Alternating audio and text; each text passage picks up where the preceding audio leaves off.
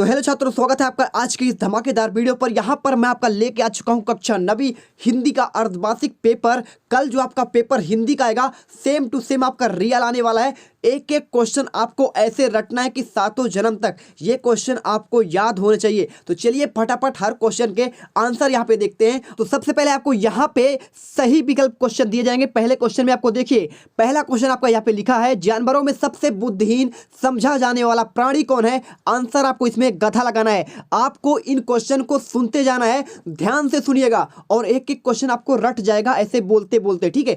Second question आपका वहां पे आएगा, ऋषि मुनियों के गुण किसमें पहुंच गए हैं? आंसर आपको यहां पे क्या करना है, आपको गधे में लगाना है। थर्ड क्वेश्चन देखिए, अड़ियल का अर्थ क्या होता है? आंसर आपको इसमें हठी लगाना है। क्या होगा? पहला आंसर आपका सही होगा।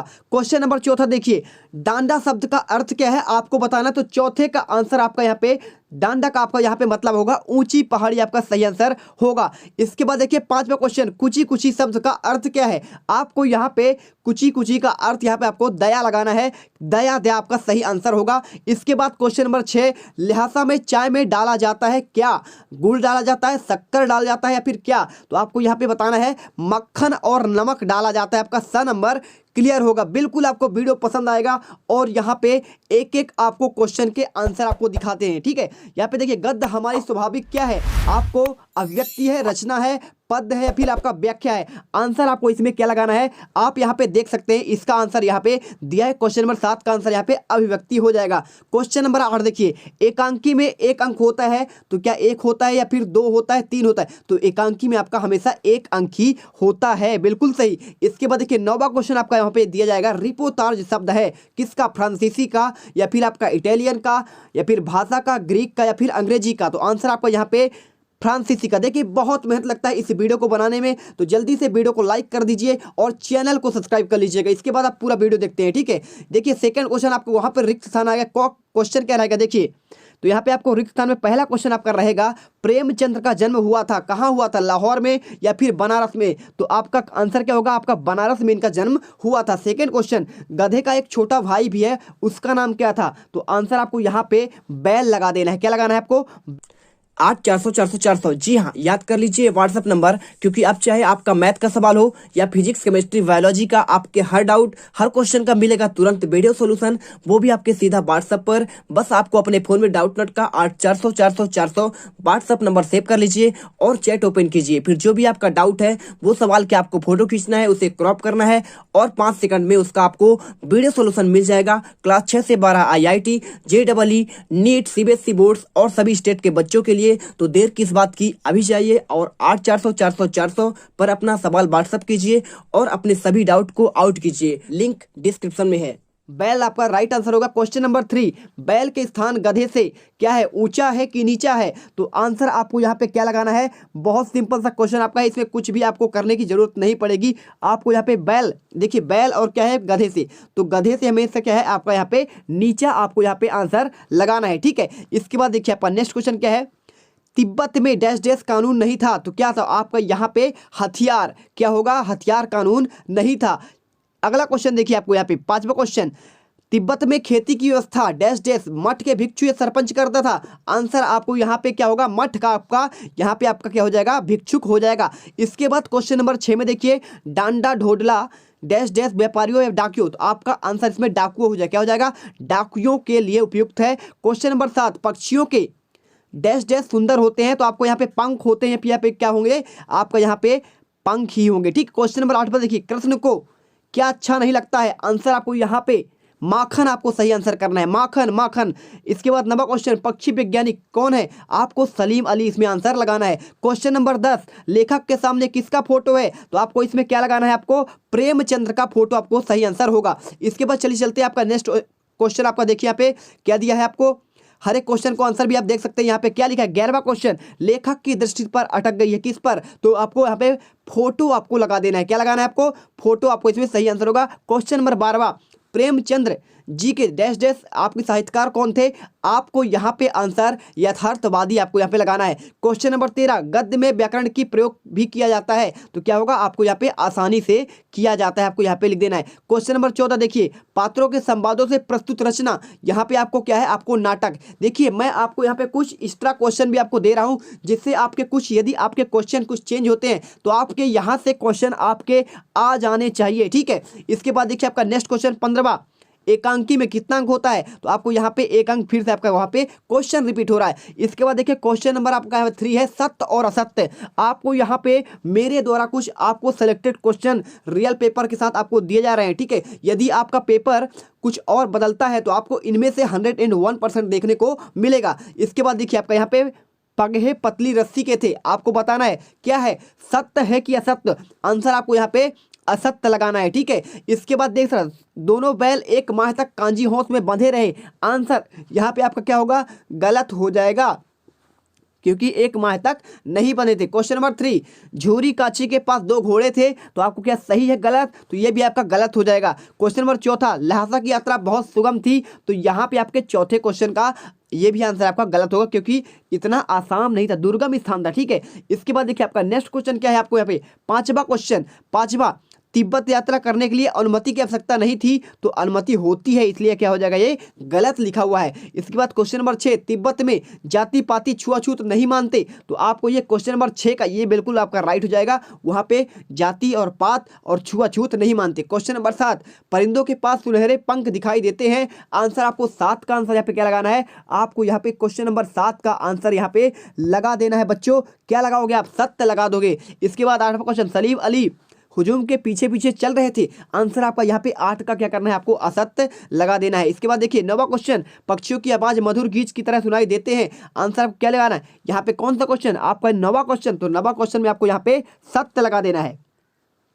क्वेश्चन नंबर 10 देखिए, प्रेमचंद के जूते फटे हुए थे, तो 10वें का आंसर आपका यहाँ पे सत्य हो जाएगा। और 11वें क्वेश्चन में, वर्तमान परिवेश के लोग प्रदर्शन प्रेमी हैं, तो आपको ये भी इसमें आपको सत्य लगाना है, ठीक है। इसके बाद देखिए ये क्वेश्चन, सारे क्वेश्चन देख लीजिएगा, तो आपका 11वां क्या हो जाएगा? सत्य होगा। 12वां क्वेश्चन, कहानी में किसी घटना, भाव, संवेदन आदि मानवीय व्यंजना की जाती है, आंसर आपको क्वेश्चन नंबर आपका यहाँ पे 12 पे सत्य होने वाला है, ठीक है। यहाँ पे आपका आंसर दिया गया है। इसके बाद देखिए 13वां क्वेश्चन, उपन्यास में जीवन का विशद चित्रण नहीं होता है, तो आपका क्या हो जाएगा? ये क्वेश्चन नंबर 13 का आपके यहाँ पे असत्य हो जाएगा। और यहाँ पे 14 क्वेश्चन, एक अंक वाला दृश्य काव्य एकांकी होता है, तो बिल्कुल सही है, ये आपका सत्य हो जाएगा। इसके बाद देखिए 15वां क्वेश्चन, गद्य काव्य कविता पूर्ण गद्य रचना होती है जिसमें गहन भावानुभूति होती है, तो ये भी आपका सही होगा। और लास्ट क्वेश्चन, आलोचना में रसानुभूति की बुद्धि प्रधान व्याख्या की जाती है, ये आपका सत्य हो जाएगा, ठीक है। ये सारे क्वेश्चन अच्छे से पढ़िए और आपको इसको पढ़कर ही जाना है। इसके बाद चलते आपका यहाँ पे नेक्स्ट क्वेश्चन क्या दिया है?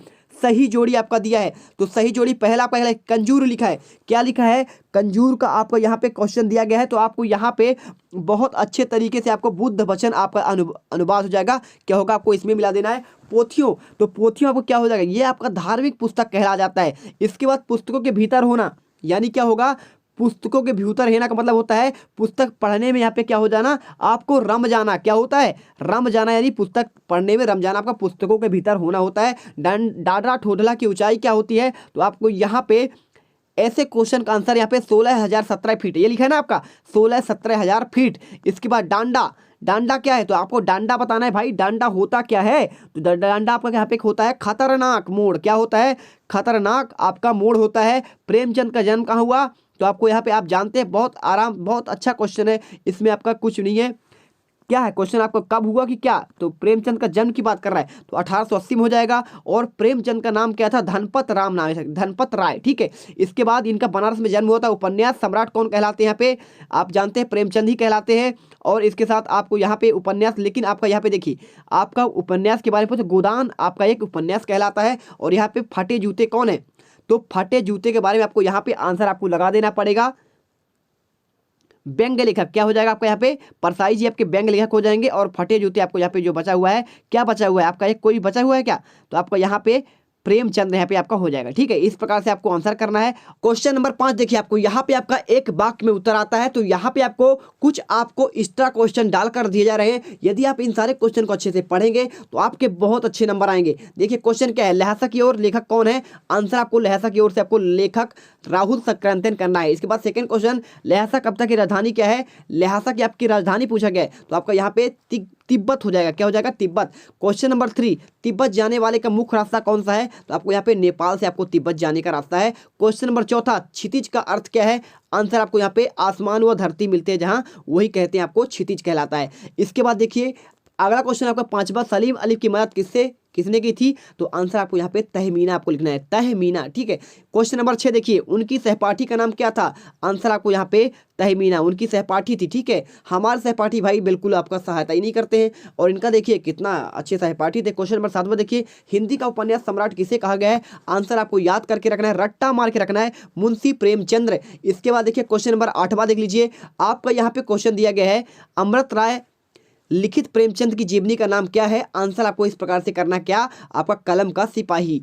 तो अमृत राय ने जो आपका यहाँ पे प्रेमचंद की जीवनी के बारे में जो लिखा है वो आपका किताब क्या है? कलम का सिपाही। क्वेश्चन नंबर 9, अंग्रेजी शब्द रिपोर्ट से किसका निकटता का संबंध है? आपका रिपोर्टाज याद करके रखना है। क्वेश्चन नंबर 10, आलोचना में किसके गुण दोषों की परख की जाती है? आंसर आपको साहित्यिक रचना। क्वेश्चन नंबर 11, किसी विशेष स्थल का यात्रा सजीव वर्णन किस विधा में किया जाता है? आंसर आपको यहाँ पे यात्रा वृत्तांत। क्वेश्चन नंबर 12, हिंदी गद्य साहित्य का इतिहास कब से प्रारंभ हुआ? आपको यहाँ पे आधुनिक काल। इसके बाद क्वेश्चन नंबर 13, हिंदी साहित्य में उपन्यास सम्राट कौन कहलाते हैं? आंसर आपको यहाँ पे मुंशी प्रेमचंद्र करना है। क्वेश्चन नंबर यहाँ पे 14, प्राचीन काल में किस कला का अभाव था? आपको आंसर प्राचीन काल में मुद्रण कला का अभाव था। क्वेश्चन नंबर 15 देखिए, आधुनिक काल में किस साहित्य का विकास हुआ? आंसर आपको यहाँ पे गद्य साहित्य का विकास हुआ। क्वेश्चन नंबर 16, गद्य साहित्य के अनेक रूप क्या कहते हैं? आपको यहाँ पे लिखना है, गद्य साहित्य के रूप में अनेक गद्य कविताएं विधाएं कहलाती है। इसके बाद देखिए आपका क्वेश्चन नंबर 6, यहाँ पे 2 अंक की क्वेश्चन, तो ये सारे क्वेश्चन देख लीजिए। गाय ने बैलों को श्राद्ध करने के लिए क्या सजा दी?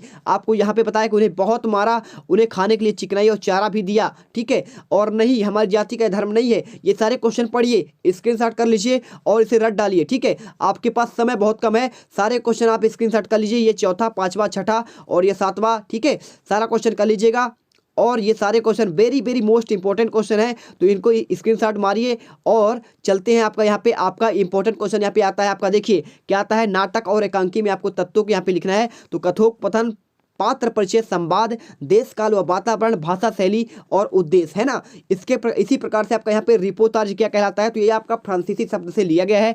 ये क्वेश्चन बच्चों कल के एग्जाम में यही से क्वेश्चन बनने हैं, और इससे बाहर आपका एक भी क्वेश्चन नहीं जाने वाला है। इसके बाद आपका यहाँ पे ग्रामर सेक्शन आता है, आपको यहाँ पे निबंध की आपको परिभाषा लिखना है। तो निबंध देखिए, निबंध क्या होता है, आपको निबंध के बारे में यहाँ पे लिखना है। और 2 निबंधकारों के नाम, भारतेंदु हरिश्चंद्र, ईश्वर बड़ा विलक्षण है, और प्रताप नारायण मिश्र, बुढ़ापा और दांत और परीक्षा। ठीक है, इनकी पुस्तक है। और यहाँ पे इंपॉर्टेंट क्वेश्चन आपका ये आता है, कौन सा? आपका कहानी और उपन्यास में आपको 4 अंतर आपको यहाँ पे लिखने हैं। ठीक है, इसके बाद देखिए आपका यहाँ पे एकांकी और नाटक में आपको यहाँ पे क्या लिखना है? आपको अंतर लिखना है। तो आपका ये क्वेश्चन याद करके जाइएगा। इसके बाद आपका यहाँ पे जीवन और जीवनी और आत्मकथा में अंतर, ये तीनों क्वेश्चन में एक क्वेश्चन कल के पेपर में आपका आने वाला है। इसके बाद आपका यहाँ पे साहित्यिक परिचय दिया जाता है, मुंशी प्रेमचंद या फिर हरिशंकर परसाई का। तो आप यहाँ पे मुंशी प्रेमचंद का याद करके चले जाइएगा, ये क्वेश्चन आपका पेपर में आएगा। ठीक है, इसके बाद आपका यहाँ पे यानी कि इन दोनों क्वेश्चन में एक क्वेश्चन कल आपके पेपर में आने ही वाला है। इसके बाद आपका यहाँ पे देखिए कुछ आपको संदर्भ प्रसंग आपको व्याख्या करना है। तो ये आपका संदर्भ प्रसंग, इसका व्याख्या करना है, और यहाँ पे आपका व्याख्या भी कर दिया गया है ना। इसके बाद चलिए आपको चलते हैं, यहाँ पे आपका नेक्स्ट पार्ट आता है, क्या आएगा? आपका पत्र लेखन आएगा। इसमें आपके प्रचार महोदय को स्थानांतरण प्रमाण पत्र है, तो आपको यहाँ पे एक टीसी यहाँ पे लिखना है। क्या लिखना है? टीसी, यानी कि स्थानांतरण प्रमाण पत्र आपको यहाँ पे लिख देना है। तो आपका ये देखिए आपका सारा का सारा आपको यहाँ पे आंसर हो जाएगा, है ना। तो आप इसे अच्छे प्रकार से यहाँ पे याद कर लीजिएगा। इसके बाद देखिए आपका नेक्स्ट क्वेश्चन यहाँ पे आपको अवकाश के लिए, यानी आपको यहाँ पे अवकाश के लिए छुट्टी, 3 दिन की छुट्टी आप लेते हैं ना, 2 दिन की छुट्टी, तो वही आपको यहाँ पे लिखना है। यहाँ पे आपको सिंपल सा लिख देना, श्रीमान प्रचाराध्यापक महोदय, विषय आपको 3 दिन की अवकाश हेतु प्रार्थना पत्र। महोदय, सविनय नम्र निवेदन है कि मुझे घर पर आवश्यक कार्य पड़ गया है, या फिर आप लिख सकते हैं मुझे घर पर बुखार आ जाने के कारण मैं आगे कुछ दिनों तक विद्यालय में आपके उपस्थित नहीं हो पाऊंगा, या फिर उपस्थित होने में असमर्थ हूँ, अतः मुझे दिनांक डैश डैश से लेकर डैश डैश तक 3 दिन की या फिर 2 दिन की, जितनी भी आपको लिखना है, छुट्टी देने की महान कृपा करें यहाँ पे लिखेंगे, और यहाँ पे आपको लिख देना है आपका आज्ञाकारी, आपको शिष्य लिखना है। इसी प्रकार से टीसी में आप लिख सकते हैं, आपको सब कुछ सेम लिखना है। आपको यहाँ पे विषय में लिख देना है क्या, स्थानांतरण प्रमाण पत्र है तो जो आप चाहते हैं, और लिख देना सबने नम्र निवेदन है कि मैं आपके विद्यालय कक्षा 9वीं का यहाँ पे छात्रा हूँ, और मेरे पिताजी का क्या हो गया, यहाँ पे ट्रांसफ़र जो है यहाँ से यहाँ हो गया है, जैसे शहडोल से कहाँ हो गया, जैसे भोपाल हो गया, तो अब मैं अपना अध्ययन यहाँ जारी नहीं रख पाऊंगा और आगे की पढ़ाई पिताजी के साथ करना चाहता हूँ, अतः मुझे स्थानांतरण प्रमाण पत्र देने की महान कृपा करें। इसके बाद आपको यहाँ पे सेव लिख देना है, बहुत सिंपल होता है, इसको आपको रट्टा मारने की जरूरत भी नहीं पड़ती है, ठीक है। इसके बाद आपका ये इंपॉर्टेंट क्वेश्चन है, कुछ आपका शुल्क मुक्ति हेतु आवेदन पत्र, सब कुछ आपको वहाँ पे ऐसे ही लिखना है। और एक आपका यहाँ पे ये वाला क्वेश्चन जरूर आप याद कर लीजिए, कौन सा वाला, यहाँ पे आपको अपने मित्र के जन्मदिन पर उसे बधाई पत्र लिखना है, ठीक है। तो ये क्वेश्चन आप याद कर लीजिएगा कि भाई प्रिय मित्र, सप्रेम हृदय स्पर्श, ठीक है, तुम्हारा निमंत्रण पत्र मिला, धन्यवाद, मेरी ओर से अपने जन्मदिन की आपको हार्दिक स्वीकार करो मित्र, और ईश्वर से कामना करते हैं कि तुम्हारे जीवन में क्या हो, हमेशा खुशियां आए, ठीक है, क्या आए, खुशियां आए तुम्हारे जीवन में, हर साल आए और हर वर्ष सुख शांति और समृद्धि बनी रहे। तुम्हारे लिए एक उपहार भेज रहा हूँ जो स्वीकार कर लेना। तो आदरणीय माताजी और पिताजी को चरण स्पर्श, छोटा भाई बहन को भी आपको इसने, ठीक है, आपको इस प्रकार से लिखना है, और आगे आपको यहाँ पे नाम लिख देना है, बस हो गया। तुम्हारा मित्र यहाँ पे आपका विनय लिखा है, आप जो नाम उसमें पेपर में दिया रहेगा आपको वही कर लेना है। इसके बाद देखिए आपका नेक्स्ट क्वेश्चन क्या दिया, आपको यहाँ पे वार्षिक परीक्षा के लिए आपको यहाँ पे तैयारी के संबंध में आपको यहाँ पे क्या लिखना है, आपको यहाँ पे आपको एक पत्र लिखना है, ठीक है। इसके बाद आपका यहाँ पे आपका एक निबंध आता है, तो निबंध आप जो है इसके में किसी का भी लिख सकते हैं। देखिए क्या चाहते हैं आप, किसका लिखना चाहते हैं, आपका ये रूपरेखा है तो रूपरेखा भी आप लिख सकते हैं, इनमें से आपका कोई भी आप रूपरेखा याद करके जाइएगा। यदि आपसे विज्ञान का चमत्कार आपको आता है तो चलिए इसका क्वेश्चन जो है आपका, यहाँ पे जो क्वेश्चन आपका विज्ञान का चमत्कार दिया गया है, आप इसे अपने शब्दों में भी लिख सकते हैं। यहाँ पे देखिए कुछ पॉइंट आपके दिए गए हैं, ये पॉइंट देख लीजिए और खुद से लिख लीजिए। और यदि खुद से नहीं लिखना है तो भाई साहब आपके उसमें, आपके परीक्षा अध्ययन में, परीक्षा बोर्ड में ये क्वेश्चन का आंसर दिया गया है, उसे लिखिए और याद करिए, ठीक है। मिलते हैं नेक्स्ट वीडियो पर। जय हिंद, जय भारत। वीडियो पसंद आई और वीडियो को दिल से लाइक करो और चैनल को सब्सक्राइब करके जाओ। यदि आप 100 में से यानी 80 में से 80 नंबर पाना चाहते हैं तो जय हिंद, जय भारत।